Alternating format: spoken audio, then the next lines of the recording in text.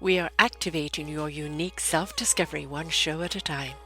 The Orchard of Wisdom Self-Discovery podcast are at your fingertips, just waiting to inspire and invite you in discovering just how awesome you really are and how to navigate through life in joy, enrichment, personal abundance in mind, body, spirit, heart, and soul. All the people we bring you are here to serve you on your journey of life.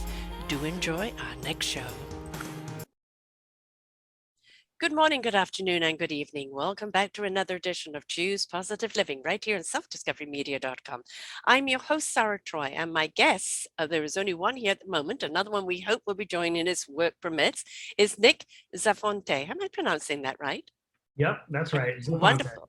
And Jacky, singer, we hope will be here with us later if her work allows. But they say at any given moment as they collaborate on anything from successful indie films to music videos, original web content to young adult fiction trilogies and children's picture books, the freewheeling chemistry between Nick and Jacky D, JD as she's known as, transcends genres, traditional media classifications, as Nick has fondly taken on to explaining their collective magic in offbeat mathematical terms. 1 + 1 = 3. I'm going to love that one. They are best friends since discovering a mutual passion for storytelling, psychological conversation in college.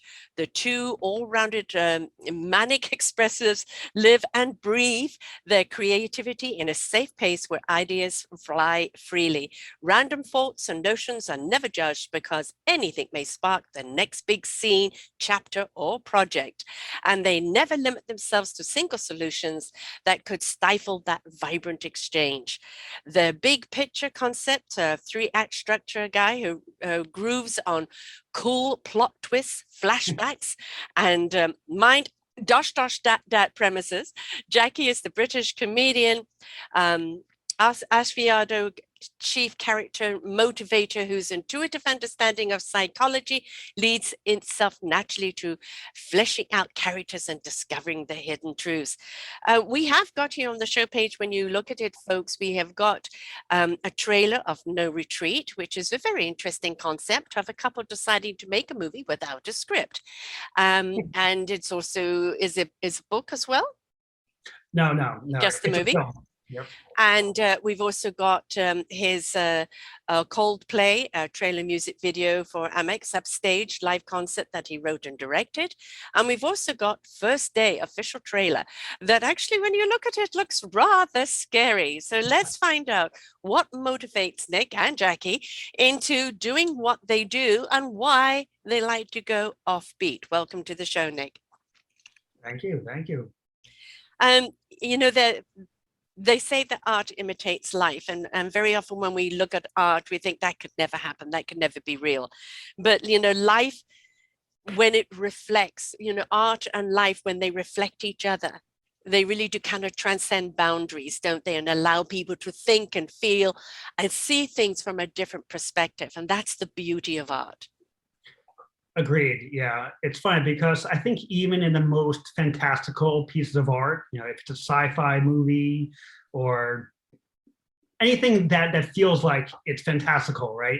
A horror film, fantasy stuff, sci-fi, I think it still should feel human. It should still, it should you know, embrace kind of common themes that we're all dealing with.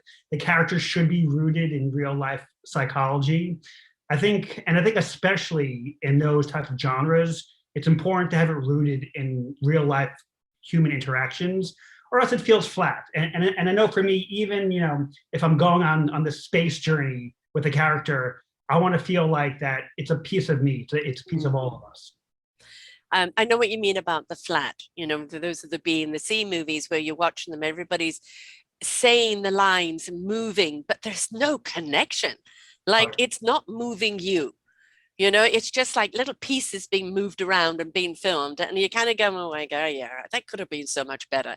And then you watch something that kind of like, oh, has you gasping, or really hits you, or really kind of reflects something that maybe you are feeling at the time or have felt.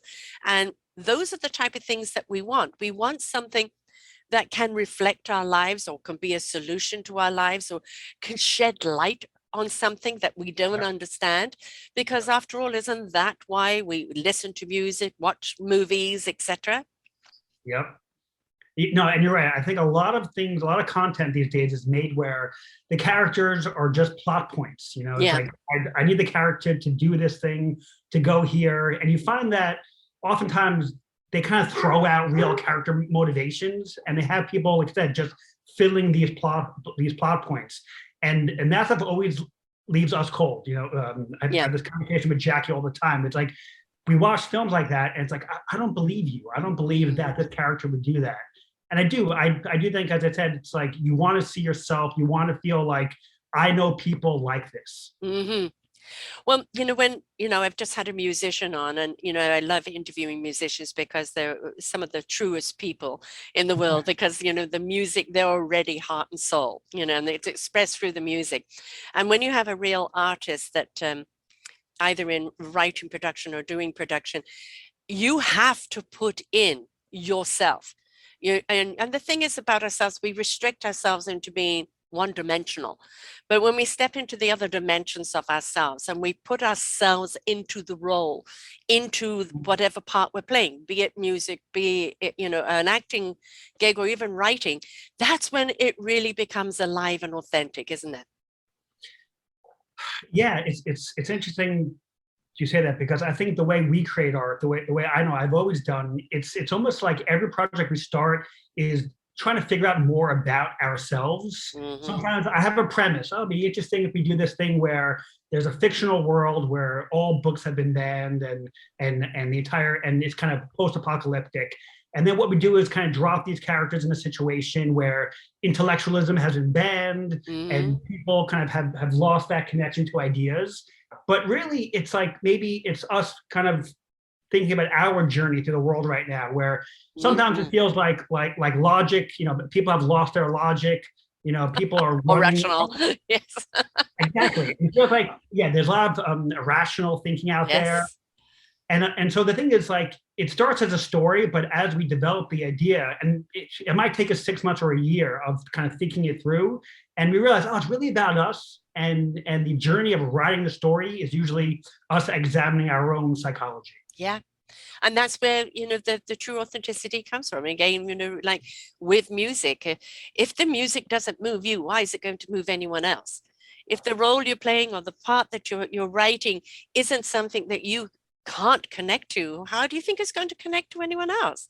We want to identify, we want to see ourselves in it, we want to see you in it, because that is who quintessentially we're buying.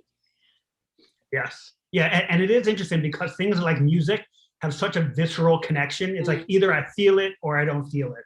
Yes. Where sometimes, you know, you think that a film or a book can be intellectualized. Because, oh, I agree with this point, I agree with this. But music hits you on a deep level that either you vibe with it or you don't. Yeah. Yeah. And, you know, I was thinking of a movie, two actors that are really kind of action type character, you know, Samuel L. Jackson and Tommy Lee Jones. And they did this wonderful movie. I hope I've got the right thing, Sunset Express or Sunset Limited. And it really is just the two of them in one room. One guy trying to save another guy from committing suicide. It is the best acting I've ever seen out of them. It had you completely entrenched, you know, and it was still them, because both of them are very defined characters. It was still them. You didn't lose the essence of who they were, but the characters were so believable. And it was all in this one room. No shooting, no thising, no thating. It was the dialogue and how it unraveled and how it made you think and how it made you sit with it afterwards. And I think that is a success of any show, movie, or music that you ever listen to. How does it sit with you afterwards? Yep. And I think what sounds great about this movie is it's pared down to the essentials, right? It's two people, it's all dialogue. It's almost like a stage play, it sounds like. Yes. And our first film was actually kind of written with those same parameters in mind. You know, we were, you know, indie artists. We both had day jobs, so our schedule was very limited. And we thought, you know, what can we do with one location under a handful of actors? Our film has 2 actors in it, one house. We shot it over 10 days. And it was amazing because it was such a challenge to really tell the entire story through 2 people and through their dialogue. So it is, and I think it is, you're right. It's like, you can't hide behind car crashes and explosions and CGI. All there is a camera in someone's face. Yes. And the believability of it is in the identification of it, right? When you identify with a character, when you know that could be me, or I know someone like that, or I relate to that, or you know, I pause for thought. Oh my God, could that be me? Do I do that? You know, whoops.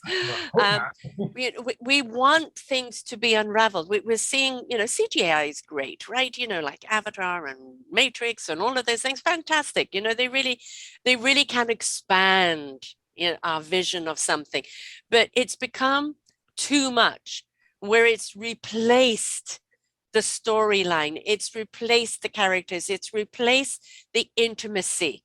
And I think we really crave intimacy, especially right now, and a story that really speaks to us as an identification, as a heart, as an ignition of thought or conversation is what we're craving for. Yeah, you know what? There's this line I heard years ago, which I think about every day. It says, the most personal stories are the ones that are the most universal. Yeah. Right. And there's something about when you make these cliche choices, like, oh, I want to have the hero do this, and I want to have this certain plot device, or this scene, which we've seen a million times before. I think really savvy watchers and readers kind of pick up on that. Yeah. And they feel like, I'm not watching art, it's artifice, right? It's a shell of a story, where we find in our work that the more we dig into our personal histories, those personal connections we've had, relationships, you know, failures, regrets, all those things that get more and more personal, people connect to that because everyone has had those universal experiences and emotions. And I think you're right. I think people crave that. They crave this catharsis through seeing that regret play out and say, oh, I know what it's like, that heartbreak, that failure, or, you know, or even the success or victory. So we do try to make sure, and that's where our process is. A lot of it is thinking about it, talking about it, writing it down for 6 months or a year before we actually start typing anything, because you want it to pull from real human emotions, and then you want those characters to almost come alive, and that they experience the same things we experienced. In No Retreat, just looking at the trailer, you know, was it something that was written and you know, rehearsed and said, or was there a lot of kind of free falling there? It's interesting. So, you know, for me, I'm a big believer in over preparing and then throwing it all out there. But then on set, you throw it all out, right? Because I think as a creative artist, you want to kind of think of every possible solution. I want to be prepared. I don't want to be surprised by something, by a character motivation or a plot point that I never saw coming. So we do a lot of work with like 3-act structure, building scene beat by beat, working out these very detailed character studies. But as soon as we cast actors, we're like the first team to be like, you know what? This person has a better sense of the character. This person has a really interesting experience. So in our film, it's about this kind of failed rock star who now in his late 30s is looking back on his college days with regret and bitterness. But our actor, we cast Josh Tyson, who's a phenomenal actor. I've worked with him 3 times now. He was in a band. He was in a band in college, and super talented guy. But you know how it is, like the band, you know, they were big drinkers, they were partiers, they didn't practice the way they should have. And he had these experiences that I didn't have, because when I was in the band, I would practice all the time. I don't drink much. So you were diligent. I was, yeah. I was always a nerd. I was always the one practicing, you know, and like planning our gigs. But Josh had all these experiences, which brought this sense of self-loathing, this regret, this idea that like time had passed him by. And so I remember kind of in our casting process, we realized right away that he is this character in a way that our writing wasn't. Right. And then even on set, I was very open to just sometimes a look he would do or a joke that revealed a little too much was more powerful than an entire scene. I'm like, you know what, just let's have a camera on him, capture that, and the whole scene, just throw it out, because that right there is the character. Right. Well, I mean, when you've got good writing that somebody relates to, it's giving them permission to be that character, to become that person, to express how that character makes them feel. So, you mean, if there is no actor that just goes and acts the lines, you can tell when they do that. When they become the lines, you know, that's when it becomes believable. So if somebody relates to a role and their essence is allowed to come out, that's when it really does come alive. Yeah, it's true. And what's interesting, you know, from our cast, so for this film, we actually saw 100 actors for the role, right? We saw 50 female and 50 male characters. And we also had a lot of callbacks where we brought them together in different combinations, because I want to see which ones had that on-screen chemistry. But what we learned very quickly is there are some people who look the part. Some actors kind of have that real life charisma where they look the part, they have a great voice, but then as soon as they start acting, it's flat. And then as soon as you actually give one direction to them, like, oh, do it a little more, you know, I want you to feel regret this take, the entire person falls apart. Yeah. And I think what you were saying before, great actors kind of can keep this core of humanity, and then they add layers of emotion to it. You know, you can add in layers of direction and behavior. And I think both of our actors in this movie were really good at kind of finding the heart and soul of the character, and then working with us to just, you know, nudge it a little bit here, twist it a little bit over there. I think one of the hard things is because you can see in the trailer, you know, something starts off as fun and then it becomes a little and then it's, you know, somebody feels hurt and angry, and it's so easy for actors then to go overboard with the anger. And, you know, the subtle anger, or I'm just quietly pissed off, or, you know, that holding back the emotion can really project the emotion. And that, you know, the small little nuances make that difference, because in reality, when we don't want to see this, where people just go off the handle, you know, we want to see, would we do that? Or the police would be called every 5 minutes if we kind of did that. You know, it's what is our normal reaction, and how do you come back from it? That is the big thing, because that's in real life. People don't know how to come back from that argument, from that disagreement, from that I've caused you pain. And that is something that I think is, it can be very, very beautiful for people who are kind of going through that, to see how people can come back to each other. And that is subtly, isn't it? Yeah, well, I always feel like in dumb movies, people just scream at each other. Yes. Right? Anger is just, or, you know, emotion is just like 100% or nothing. Right. and even these fight scenes that are so kind of just intense and nonstop, where I think the real damage is done in kind of betrayal, right? In saying words that cut someone's ego down. Yes. So in this movie, there's actually, it does. The one thing we wanted to do was take you through a journey of emotions. It starts out with the characters just reminiscing about old times, having fun, laughing, playing music together. And then as they start working together, some of this old baggage comes out, some insecurity. But then there's like the big climax. And what was interesting was during the writing process, almost like these embarrassing backstories of the characters came out. And, oh, it'd be really powerful if this character brings this thing up.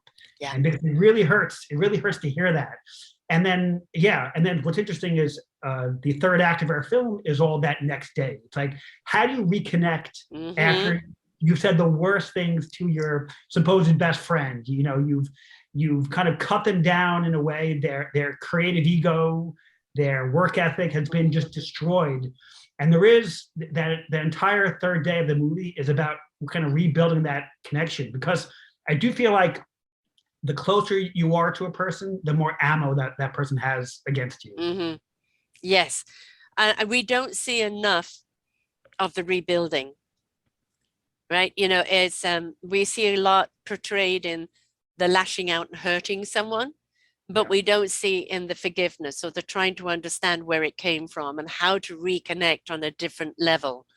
And we need to see more of that, because that becomes the tutorial for people who have really done this in real life and who hasn't really. Right. And we don't know how to say sorry or how to rebuild bridges, and we go into defense mode, wounded mode, and that then can shut everything down, and you can take a wonderful friendship being completely lost purely because they don't know how to come back together. Yeah, and you know, I think what we're talking about here is it's essential, but it's a very complex skill set, right?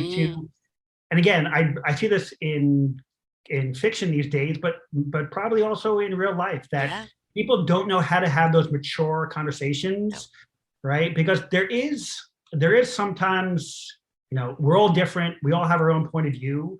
You know, oftentimes we all kind of see the same event from different angles. So it takes a maturity to kind of slow down and say, you know what, before I jump into my conclusion, I'm going to just hear you out and try to listen to you.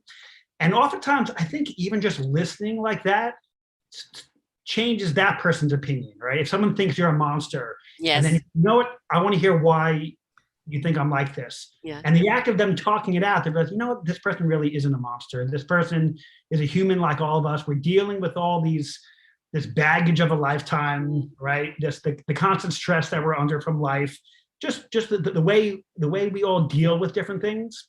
But I think if you're not vulnerable, right? If you're not the type of person who goes first, you know, I'm going to put it all out there. It's hard to have that mirror. You know, it's almost like you're talking to a version of a person as opposed to really talking to that person. Yes. We know we see so many shows. I mean, art does imitate life, and life is the imitation, you know, of art. And when we actually see a production where it is about the dialogue, it is about the moving through the pain, it is about the reconnection, the forgiving, the understanding, I feel that it really becomes, again, that tutorial for people on how to do it, because we see too much. We're a very wasteful society, especially in North America. We throw things away all the time, like people, everything. And we don't know how to repair, to rebuild, to forgive ourselves or others. And the more we see shows out there that show us how to do that, I think that it's more serving of humanity, that let us just, because at some point you've thrown so much away, what do you have left?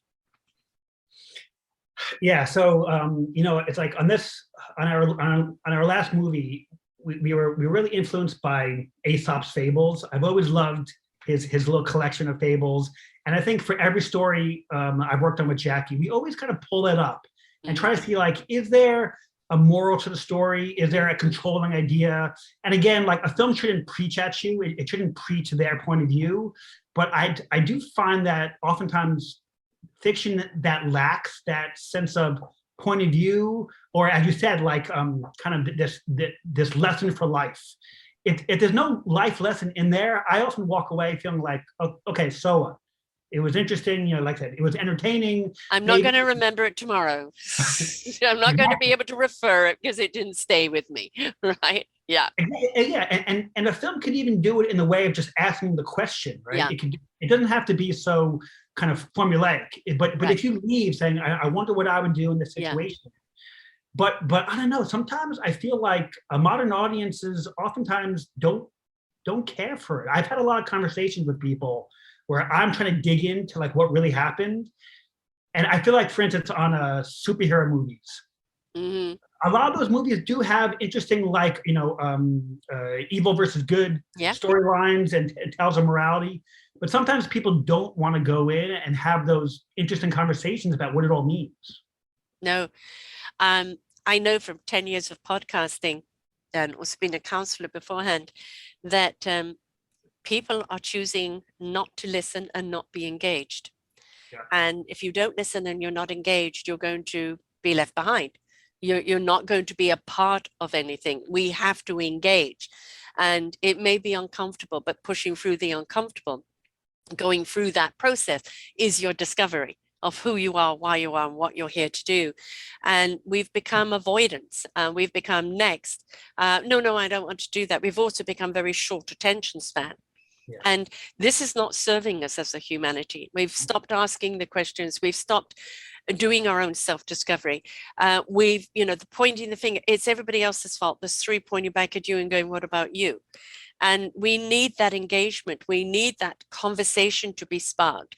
We need to think and feel more and participate more, especially in our own lives. And I think having shows out there, music out there, anything out there that allows us to ask ourselves the questions, never mind anyone else, ask ourselves the questions. Why am I running away so much? Why am I not addressing? Why am I not participating in my own life? We have a lot of walking dead out there right now. They are abstaining from life and then they're blaming everyone else instead of taking that accountability. And that is because they're not listening and they're not paying attention. And that is something that's not going to serve them. And the more we keep putting shows out there that form a conversation, that makes it uncomfortable. Yes. Because it's only through being uncomfortable that you can get at ease.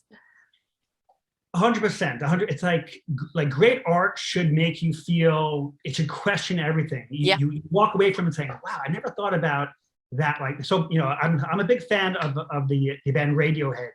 Mm-hmm. And I'm not sure if you know them, but they've had a few albums where they completely reinvented their sound. And I remember the first time I heard their albums, I said, what is this? I hate this. I don't like this. It's not music to me. And then I spent a week listening to it, and suddenly I felt myself evolving and understanding that, oh, it's music, but on a different paradigm than I was used to. And I think morals are like that. I think really deep truth is like that.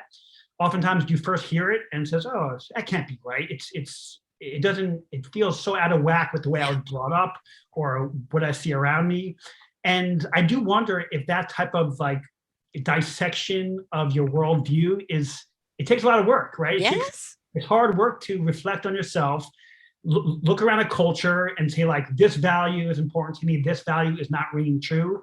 And I think you're right. I think people don't want to put in that work. They would rather be voyeurs, right? Just look around a culture, watch the latest reality TV show and just like, yeah. Swipe. Exactly. Yes. Yeah, and where is that getting them? The avoidance of life is not living. And life is uncomfortable sometimes, and we do have to question our own actions. We will say things based on what we know in the moment. And, we look back on it and go, oh my God, I wish I had said that. I wish I hadn't done that. But you did it based on who you were, what you knew in that moment. And if you can own it, don't persecute yourself, learn from it. Yeah. And if we're not willing to have those conversations and if we're not willing to have compassion or understanding, we're going nowhere. Yeah, and plus, I think right now, especially, right, culture is changing so quickly. I feel like we've had a bunch of cultural upheavals, right, in the last 5 years. The world is constantly changing. And, in the workplace, there's a big shift. There's a big shift in empathy and mental health going on now. I remember now, a lot of companies now have these mental health days. They have this sense of, I've been working from home for 2 years. So there's a big sense of life balance, which when I started working in New York 20 years ago, 15 years ago, it wasn't like that. Just work. So yeah, so I do think you have to listen and kind of almost tread lightly and be flexible, because if you're rigid in your belief, and especially if it's a narcissistic, immature belief, which we're seeing on the climb quite a bit. Yeah. Last week I had a musician who did a song on the petty narcissist, and I thought finally somebody's done a song on narcissism because it's rather relevant right now. Let's talk about the first day. Just looking at the trailer, I think it's everyone's nightmare. What is real? What isn't real? Are they listening to me? Why am I restrained? And he's physically restrained, but the restrainment in life, where we feel nobody's hearing us. What is really going on? Am I really real? Is this really real? And it's such a reflection to, I think, where life is right now. Tell us about this one. Yeah. So okay. This film, The First Day, was our first short film that I worked on with Jacky. We wrote it, directed, produced it, edited it. A lot of sound design I worked on ourselves, but fully produced this thing. And I would say that it was basically our film grad making, our film grad school. You know, our challenge was, can we take a script and take it all the way from pre-pro to film festival? And so it's about this patient who suffers from chronic deja vu. So for him, he has this feeling that everything has happened to him already, and that he's caught in this cycle that just loops and loops and repeats. Scary. Exactly. And I was obsessed with this topic because I've never had deja vu. So really? Yeah, and I don't know, I'm fascinated by it. I don't know what it is. Is it like a glitch in the matrix? Is it a neurological disorder? Well, you know, I think sometimes it's that a dimensional memory, you know, that we're not living just on one dimension. We can be on all sorts of dimensions, and then sometimes I've done this before elsewhere, and that's why it's familiar. So yes, it is a fascinating subject, but I've never heard of anyone suffering from deja vu, which is again, you know, a topic of conversation there. But I think it's also reflects very much, you know, on the mental aspect of things, where people being caught in themselves, you know, being caught in a trauma, being caught in a loop of anything where you feel you can't get out. It's absolutely terrifying. And there's a lot of people, you know, I said with the pandemic, the next thing will be the emotional pandemic and financial pandemic. And we're certainly going through that, where a lot of people now are having to readjust to a different way of living, the isolation, not many people could deal with that. But I think it's also because life has pivoted so much in so many different directions that for some people, they are kind of stuck in an old loop and don't know how to move forward. So it really is a topic of conversation, isn't it? Yeah, and I think like a big topic of the film, as you're saying, in everyone's life, is that kind of self-autonomy, right? That control over your life, a sense that I can have an impact on the way the future rolls out. And I think, especially during lockdown, I remember when lockdown first happened, there was a sense of, I had no control over anything. The entire world stopped. I was forced to work from home. I couldn't see friends and family. And there was a real sense that your world is, your life is not your own. Right.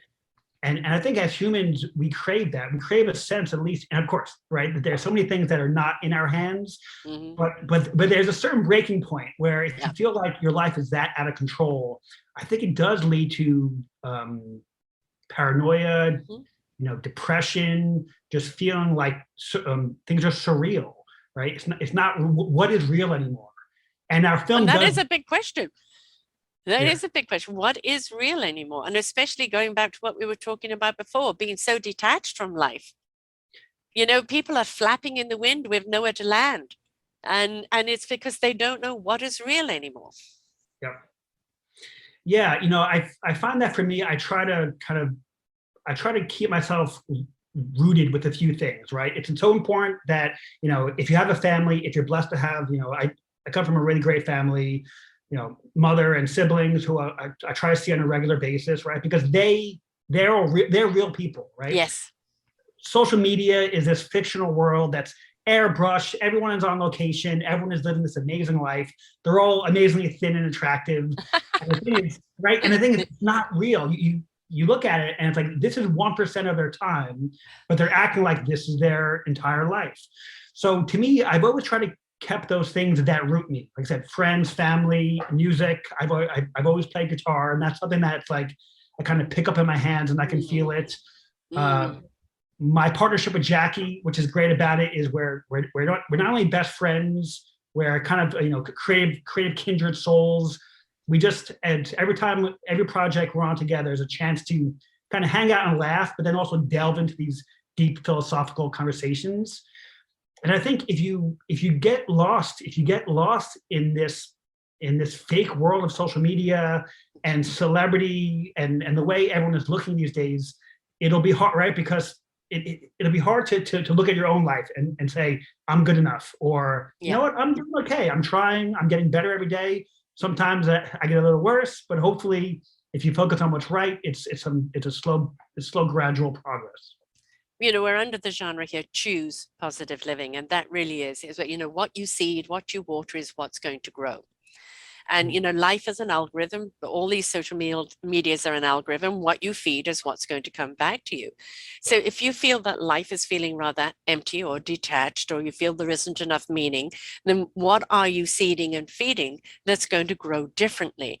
And ultimately, we've all got to be adaptable. We've all got to be willing to change. In your first movie, with the retreat, they had to change in order to communicate and really dialogue with each other what they really did feel, that it wasn't an attack, it wasn't an expression that they didn't know how to speak, and then come back to really truly listen to one another. Your deja vu, getting out of the rut, getting out of our perpetual cycle. If we don't like the way life is, the choice is ours to change it. Yeah. If you're trapped in reaction, right? If everything you do is a reaction to some external event, then you're on this hamster wheel. Yes. Where you keep going, and if you're taking in certain media and you're taking in certain values right now, it's going to keep you trapped in this hamster wheel of a place where you don't want to go. Right. And I do think that choice is like the most basic block of your life, right? If you stop and say, you know what, I'm going to choose to drink water more often, and it's a tiny choice. If you commit to that choice, it's interesting. Over a week, you'll see changes, but over 6 months, you'll see some big changes. Over 10 years, it can be catastrophic. And that's why in our work, we have a lot of daily disciplines we do, right? It's things like, if I can, as a writer, I try to say, if I can write simply for 5 minutes every day, then I'm making progress, right? In our partnership, we have every single week we Zoom for 4 hours. It'll be tonight actually, from 8 until midnight. And the thing is, it takes a focus to say, this is something we're going to do. We're going to choose this, right? And even if work is busy, even if we have things going on, we always find that time, and it's amazing because it adds up, right? Every single week for a year, and suddenly we have a screenplay done. We have our first short film done. We're working on a children's science fiction trilogy right now. Oh, I love that. Tell us about that. Yeah, and it sounds so overwhelming, but you know what? If you chunk it, I would say chunking is the key to life. Take a novel. All it really is a series of chapters. Series of chapters. One step at a time, right? Sentences, words, exactly. Yeah. So our science fiction book is interesting. We start with this premise of a world without intellectualism, right? A world which is where we're ending right now if we don't get back on track. Yes. Exactly. Yeah, and a world where everyone's kind of focused on their own individual greed and their own. There are these factions who have a certain vision of our future, right? Of mankind's future. And the thing is, every one of them is very single-minded in this is right for me and my tribe. This is right for me and my tribe. And a lot of the book is about how hard it is to connect. And especially if you don't speak the same intellectual language, right? Which is why I think like reading and learning and traveling and seeing other people's viewpoints is so important. Because if you can't connect on the most basic of words, then talking about big things like politics, morals, and values, it's impossible. Yeah. Again, back to participation, back to reading, back to being inquisitive. I think one of the things we've lost as a society is a sense of wonderment, a sense of adventure, a sense of discovery. And if we are willing to read, willing to listen, willing to have conversation, willing to try something different, then we become part of the solution. The Trilogy premises of having basically actually extreme narcissism lead the way, which because narcissism is, it's all about me. I don't care about you as long as you serve me. And that's what greed is. That's what power hungry people are. They're narcissists who really at anybody else's expense, as long as they get what they want. And we have, the reason why we hear the word narcissism so much is because we're becoming that kind of society. As long as I'm all right, Jack, I don't care about you. And then we've got the other paradigm of people who are fighting tooth and nail for the underdog, for the people that have been left behind. And we're really at that kind of paradigm at the present moment of choosing what we're going to feed and which way we're going to go. And I know which way I want society to go. But we have to show them that this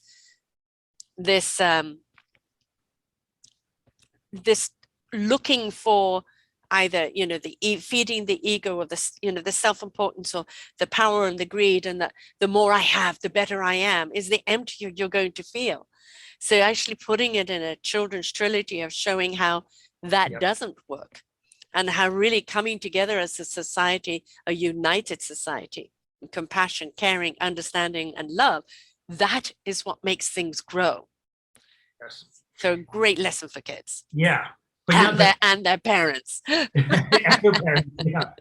But but it is tough, right? Because I think all those proper values are not short-term solutions, right? It's in the short term, it's easier to be, I want this for myself. You know, all I care is about my needs and what makes me happy in this moment. So, and the thing is, I think for mankind, it's a short-term solution. Oh, very short term. Exactly. Very short. Yeah, and a great cost. Exactly, right? But I think, to me, great art is a mirror, right? It holds us up to culture, and it takes, as you said, this bravery to look in the mirror and say, oh wow, I didn't realize that I have these flaws. Yes. And I think as a writer, it's that times 10, because as I said, it's funny. I think to me, the way I feel about writing is, I don't think of it so much as us sharing a story. I almost feel like it's us channeling something that it kind of exists in a higher paradigm or a higher dimension, whatever you think it is. I call that the knowingness. The knowingness. Yes, the knowingness is allowing the wisdom to come through your heart and truth, ignite your spirit into action, and your mind will know what it needs to know when it needs to know it.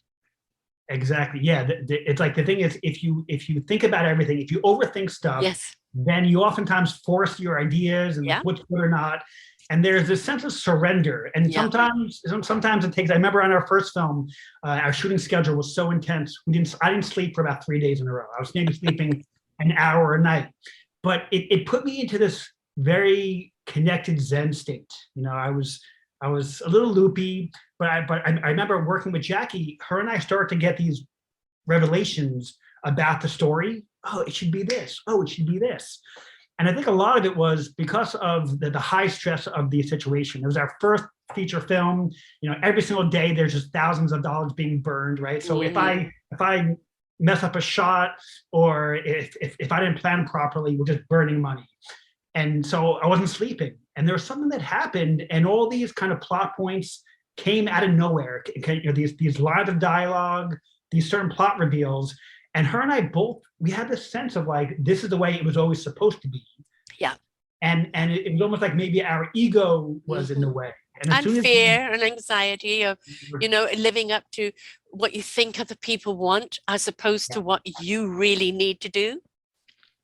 Yeah, right. Because, and especially in the art world, it's like there's a need to want to impress, right? Yeah. You want, oh, look at me, I'm so fancy with my, you know, amazingly complex story here. But the simple, true story, and often sentimental. I do think a lot of people are afraid of true emotion and sentiment, which is why a lot of things we see today are very ironic.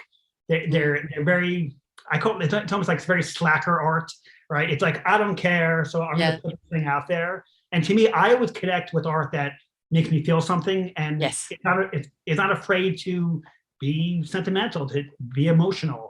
And I did feel like in that state, we were kind of channeling some of these things that it was very vulnerable. It's very, very vulnerable about our experiences, our character, our actors' experiences. So it's a very interesting place to create from. You know, abstaining from emotion is an emotion in itself. Abstaining from choice is a choice itself. And, you know, where we don't, all of our emotions are there for us to spend. They're an indication of how we feel. It's sad, happy, glad, angry, whatever. It's always a reflection of what's going on. But what we don't want to become is emotional over the emotion. It's to understand the emotion, tap into the emotion, spend the emotion and move on. But where drama and trauma comes from is being stuck in that emotion, that pain, wanting justice, wanting revenge, or being angry or payback or anything else. And that's not where we're meant to be stuck. And if we are stuck there, then we're unable to move on. Creativity does not happen there. It cannot happen there. Creativity happens in the surrender, in the allowing, in the feeling the thoughts rather than thinking the thoughts. So the more you allow it, the more creativity comes out, and the more the story itself leads you to where it wants to go. Oh, yes. Yeah. Yeah. I think for us, if a story is really working, it feels like the characters actually are alive and making their own choices, you know. Yes. And then oftentimes, like what we are, like I said, we are just kind of channels of their story, and we're on the journey with them. Oh, I didn't realize that he was going to do this at this point. And there's something really exciting about that, because you do get the same excitement as an audience member watching it unfold, right? It's not, like you said, it's not chess. It's not, I want him in this position. It's every time we're working on a story, we're laughing and we're exploring, and then saying, oh, that's so interesting. And then, of course, you've got the actors that then step in with their own essence and their own perception, and then add another layer of life to it, another, you know, illumination, right? Which is wonderful, because then there's all the various levels. And then you've got audience feedback, or then the music that goes with it and everything else. And it just keeps on building and building and building until it actually has transcended what even you originally thought it could be. Yeah, but I think it does take a certain type of artist to actually surrender to that process, right? Because I always believe that, like, art wants to be what it wants to be, right? The song wants to be what it wants to be. And I think, but there are some actors who maybe they're afraid about how they come off on screen, and they're holding back, which is why our sets are always very fun. Our sets, we keep things very lighthearted. I love improv. I love when characters, you know, to me, I would say, like, the first take or two, I want the script. I want that. So it's like, I know I have the story. But then I love it when a character brings their own kind of authentic truth to it. And I also love it. I tell actors, like, listen, go as far as you want out there and trust me, because I edit all the films, you know, with Jacky, we write, direct, and edit everything. So I say, just trust me, just put it all out there on the screen, and then we'll find almost like craft this performance out of all your options. But it takes a bravery to kind of just willing to put it out there like that. But I think it's also a true actor's dream. You know, where they don't want to just do the director's instructions, paint by numbers. You know, they want to have been chosen because of what they can bring to it, their own essence. And if they're given that liberation, you know, this stick to the storyline, but be who you want to be in that storyline, that gives them permission to really go places and explore themselves, and that makes it more exciting as a viewer. Yeah, and I think as a director, I think our philosophy is always hire people who are better at that thing than I am, right? Yeah. So, like, yeah, I'm a writer, I write stories, but I'm not that person. So if the actor comes in with a deeper truth on that, I love that. I'm not a photographer. I can shoot pictures every now and then. It looks decent, looks pretty. But if I hire a director of photography, I tell them what I want of the shot and the mood of it, but I trust them to light it a certain way. Yes. You know, the camera angle, same thing with the soundtrack. You know, like I said, I can write my own music, but I'm not at that level where I can kind of capture what I want.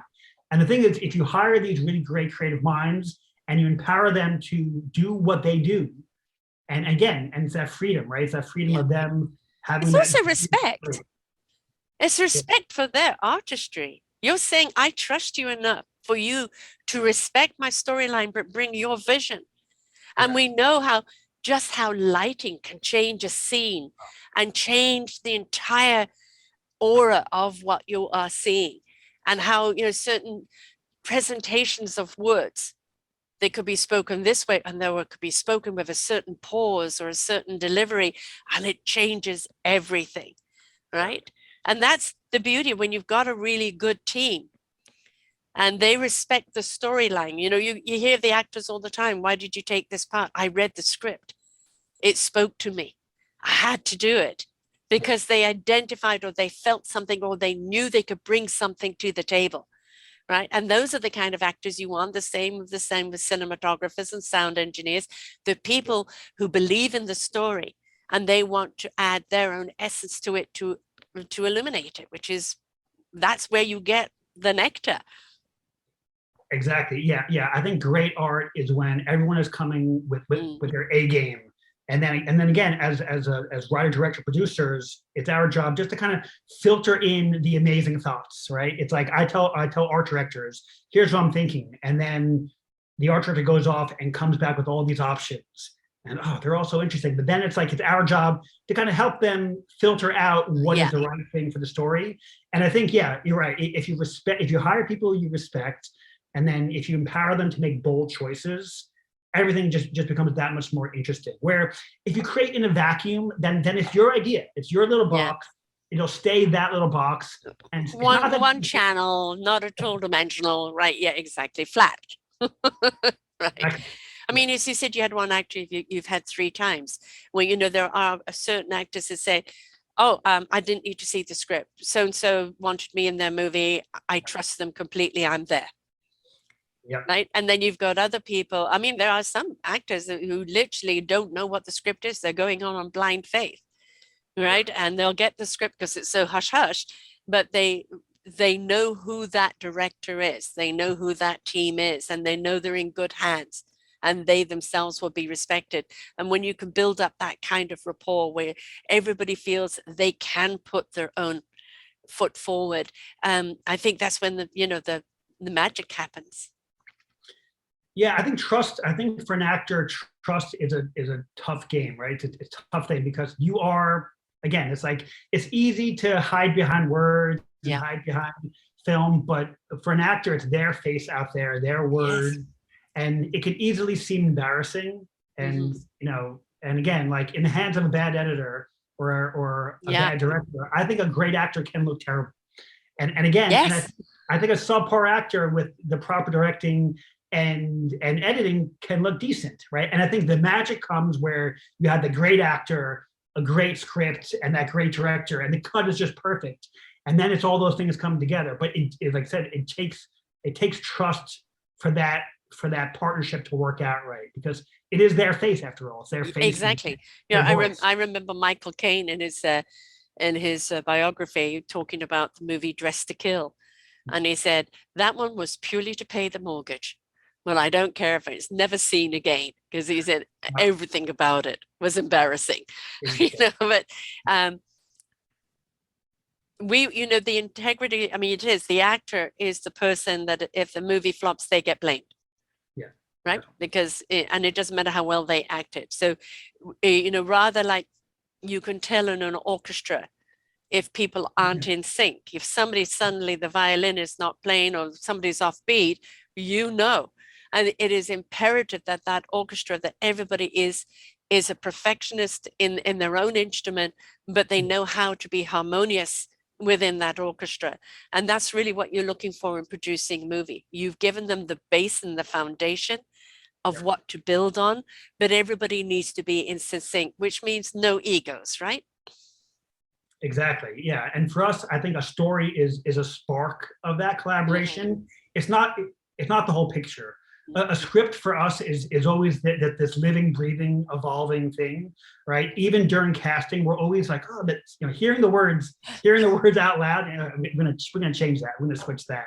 Yeah. And then actually casting the actors, we actually rewrite the script based on that casting, because now we saw what the person kind of added to the role, and then we rewrite it, and then it goes through a few weeks of rehearsal.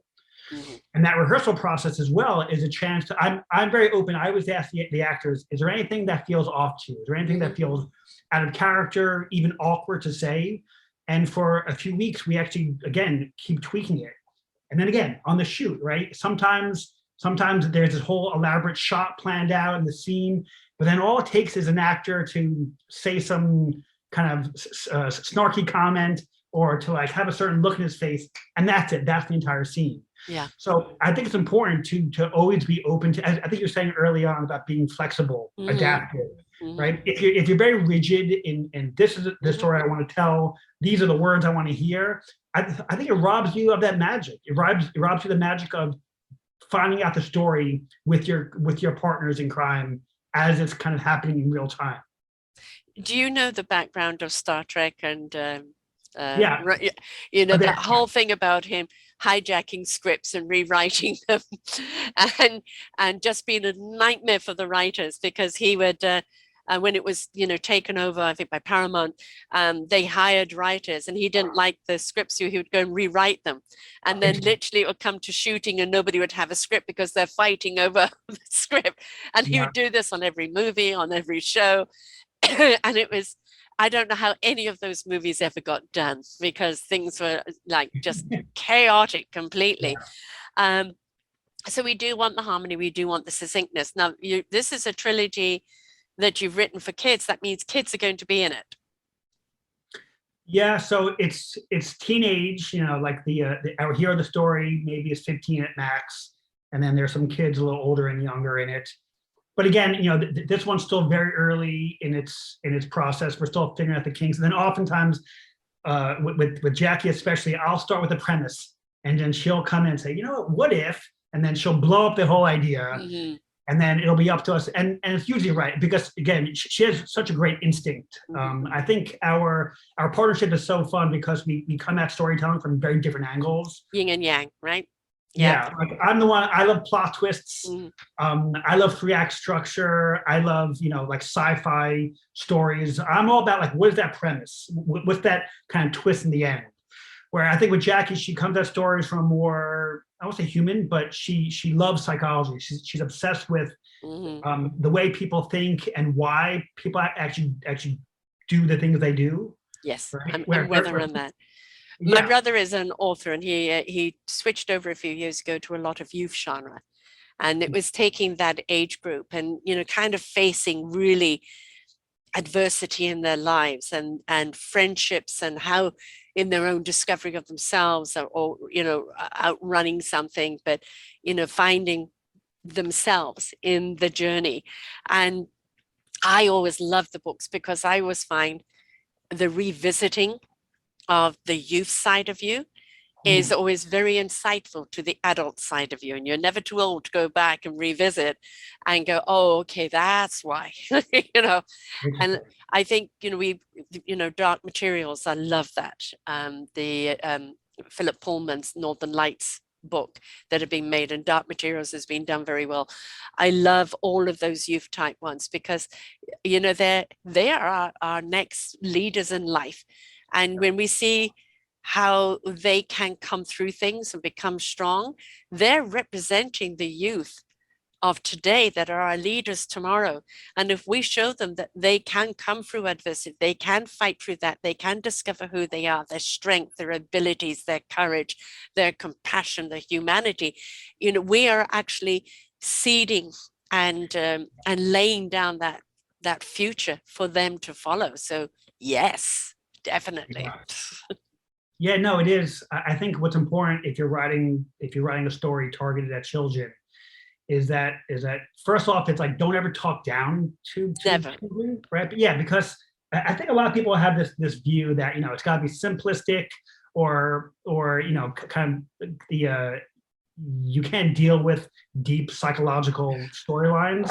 But I think the opposite. I think that if your story is rooted in authentic human truths, it's rooted in real human behavior, I think children can actually take in some pretty complex very much so. Very much so. And we're seeing some actors today, like from Stranger Things, and the young girl in that, she did the Sherlock Holmes one, Sherlock Holmes' sister, Yola. I think but she's fantastic, a great little actress. And of course, Steven Spielberg is brilliant at bringing out young actresses and things. And the thing is that they are so much smarter than us in so many ways, because I think that I call them the Indigo Children, because they are already, many of them, already channeling, already open, to that universal energy, and they know how to use it, and they're not afraid to express themselves. And I think it's a great deal to be learned from kids. The youngest person I've ever interviewed was 10. She'd already written a book, 365 Days of Gratitude with a Positive Attitude. And I thought, I'm going to have to, change the way I interview. And she just blew me away. And it was simple things. She's like, I just don't understand. If something makes you unhappy, why do you stay there? Go and do something that makes you happy. Yeah. And it's like simplistic. And yes, it's why do we have to complex everything? Children see things for what they are, and they're very matter of fact. Let's get on with it. There's a lot to be learned from these kids. Yeah, and I think it's also a thing where, like life is always about things being refreshed over and over, right? Like ideas get stale, our institutions get stale, right? Beliefs, entertainment, everything kind of hits its point where it was right for its time, but it's not right. It's not working anymore, and that's why I do think it is interesting seeing what kind of what younger artists think of, right? Their view of the world.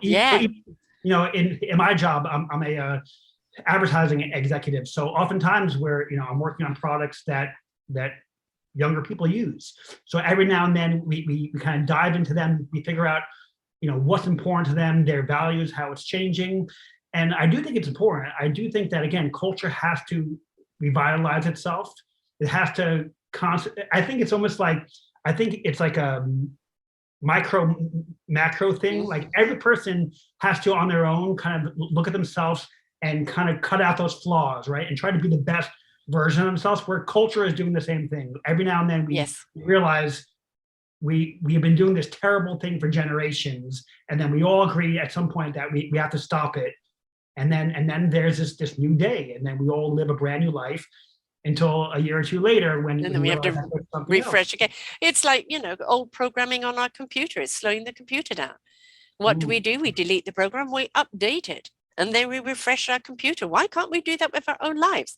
Just because it has been doesn't mean it should be. Now, there are some basic morals, considerations, respect, fundamentals that should always be at the very core of who we are. But the expression and the creativity and the exploration, why are we not in discovery of what else could be? As long as we keep the core morals, us as a human being there, the universe is the limit. Let's go and explore, and don't get stuck in old programming. That is actually the number one problem to all the emotional problems out there, is being stuck in old programming. I think a lot of people just fear the change, though, right? Yeah. Because again, if you're gonna fix out, if you're gonna find out the faulty wiring, cut it out, and up level yourself, it might take some serious self-reflection. That's why, like, working with a therapist or reading, even having talks like this, I think it's you have these conversations about things that start off just being interesting, but then after a while you realize, no, it's not just interesting, it's insightful, and it's challenging, and then you walk away. Even like the idea of talking about narcissism, every story we write, it makes you think, okay, like where are those things that I've been self-centered? Where are the places in my life that I haven't chosen connection over convincing, right? Instead of trying to really build bridges, I'm trying to build this path to, I want more success, I want more this, I want more of that. Yeah. The journey of life is going through the process of life, and I don't care what you do to try and avoid it. The only way to get to that other side of really living a meaningful purpose is to go through the experience of life, which is the process of life.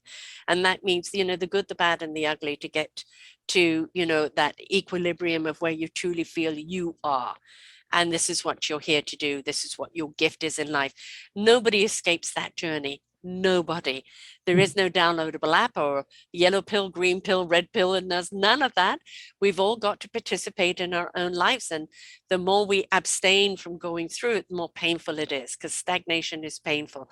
And the more we're willing to go through the process, open-hearted, open-minded, open-spirited, the quicker we're going to get through it. And shows like what you're doing, causing a dialogue, opening up that what if, or I didn't know that, or that was a little too close to home. Reflection. You know, and I interview so many coaches that have been there themselves and are now the teachers, now the coaches to help other people through it. There is stacks of help, but nobody's going to do it for you. They'll help you do it for yourself. Yeah. And that really, in every show we ever look at, anything that's ever meaningful, it always does come down to our choices and what we're willing to do to find the solution in our own lives. Yeah, I think that the power is in being proactive, right? It's Yeah. being like, I want this to play out a certain way. I want my life to go in this new direction. I want to create this piece of art. Mhm. And then if you choose to do it versus, yeah, if you're stuck in that reactive mindset, then I think what happens is life just comes at you, and it's never going to stop. There's bills to pay, there's work, there's responsibilities, and as you get older, time goes faster and faster. So if you don't make those choices in the day to eat healthier, live healthier, be an artist, whatever it is, it goes by in the flash. Yes, life is short, actually, folks. Very short. And also, you're never too old. I started doing this at 57. I'm 67 now. I hope to do it for many more years to come. Wow. So one is never too old to start something new. Please don't say, oh yeah, but I'm, not young anymore. I can't do this. I can't do that. There is no I can't. There is, oh, you may not be able to go to the Olympics and, become Shelps and win all the golds. No, but there's something else you can do that can be your own Olympic medal. What is it? Don't deny yourself. Just try, keep trying until something really does fit. It's like when you're rehearsing, that sounds good. That doesn't, let's delete this, let's tweak this, this goes good. We're now ready for filming. That's what life is about, constant rehearsal until we've got that shot to take. Yeah, and I think it's important on that journey to keep it lighthearted if you can. And of course, like things, life is full of tragedy and kind of ups and downs. But I do feel like early in my career, I was so obsessed with achieving a certain thing, right? Finishing that first film. I remember like for that first job, when I was getting job offers, I was always filled with this angst about what's the right choice. I was very impatient. And again, I think as I've gotten older, I realized that impatience actually made things slower, right? The more that I was tense, it slowed the process. Yes. As soon as I realized, you know what, it's going to take as long as it takes. Yes. And as long as I stay positive and I keep at it, interesting things do happen. But it happens on its own pace, and it's hard to know why things happen the way they do. But again, if you surrender to that, it plays out in a certain way. When everything else is aligned, it will be. It's not always about your alignment. It's the alignment of the other things that then add to the picture that make it right. Yeah. Right? And if you're in a hurry and impatient, you're going to miss it. Yes. Yeah. And again, as we're saying, it's not all about you. It's not all about, I want this one thing right now. Yeah. Oftentimes there is this very complex ecosystem, right? Of your friends, your family, culture, your career, the way art is going, the ebbs and flows of life. And I always feel like if you work hard and if you're a good person, trust that things are going to play out in a certain way. Again, it might take X amount of time, but I think, as you're saying, like there are those core values. If you can keep coming back to those core values, I think a lot of the randomness of life will sort itself out. It'll come and go. Yeah, yeah. It's always coming back home to center. And, what will be, will be. You can plant your seeds, you can water them, but if you tug at them before they're ready to come out, you can kill them. So, there is the constant nurturing, but it's also the allowing for redirections. Because how many times do we go down one road? It sounds absolutely great. I'm sure you've done this with a script. With this story in mind, gone down with the script, and the next thing you know, the script has changed completely. It's gone on a totally different angle, but a better one because you allowed to take the journey into what it was meant to be. Yes. So unfortunately, our first few scripts were so painful because I think there were things where we had this vision. I want a certain kind of experience. I want a thriller that has all these plot twists. And it was me forcing characters to act in a certain way and the storyline. And then when we finally relaxed a little bit and made more space for the ideas, and again, which is tough, right? Because if your full-time job is competitive and you're squeezing in these hours on nights and weekends, you oftentimes have this false deadline in your head. It has to get An done. urgency. Yeah. Urgency, yeah. Mhm. And I think that urgency makes you kind of flawed in your values and your choices. But then as soon as we kind of sat back and said, you know what, we just wasted a year. Yeah. We just wasted a year on these two scripts that are going nowhere. And we sat back and we said, what do we really want to do? What's a story that wants to be told? And now every single story since then, we've actually had that attitude about it. A little bit like, this is pulling me in some direction. You know, I'm going to explore it. We're going to see where it goes. Yeah, and then let it intertwine and grow, right? Let those seeds grow, which is wonderful. So what you've got this trilogy that you're in the works with now, which is still going to be a little ways away before coming up. So what do you have out there for the people right now? Yeah, so a few things. So if you check our Amazon page, you know, I'm blessed with a name that's very I don't know a lot of Nick Zafontes in this world.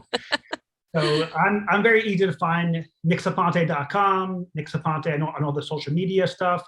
If you look up on Amazon, you'll see there are two films there. Our short film, The First Day, which again is about this patient who suffers from chronic deja vu, and it's a psychological thriller. Our film, No Retreat, which is what we're talking about, which is about these two old friends, kind of failed artists who are coming together 20 years after college for a last chance to try to be artists. Which again, completely different. It's more that one's a kind of romantic drama comedy. So those are our last two films. We're currently excited about a new horror film, which we're in the early stages. It's written. We're currently putting together our team. We have a casting director starting to. It'll be our same actor, Josh Tyson, who we love in the role. But this one is dealing with something else. I suffer from this thing called sleep paralysis. Mm. So it's the thing that I've had it since I was a kid. It's where you fall asleep and then you feel like you wake up, your body is frozen, and then you have terrifying nightmares and dreams, and you hear things, see things. But what was interesting was from having that, it got me really interested in astral projection, lucid dreaming. So our next story. Maybe you were off traveling and your body wasn't ready to come back. Exactly. Yeah. Yeah.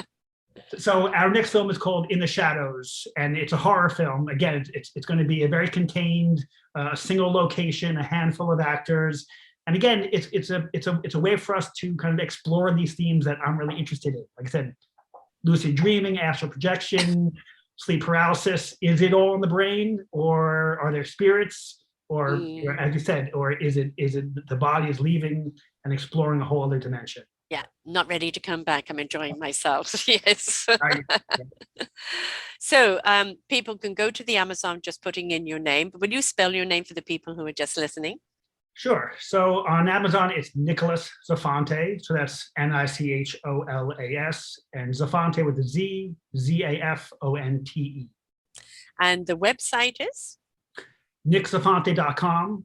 So if you go there, you'll see a collection of all my advertising work. You know, I've worked on I've been blessed to have a job where I've worked on some big fun brands, done some kind of big TV spots, viral ad campaigns, but then also a link to all of our films is there as well.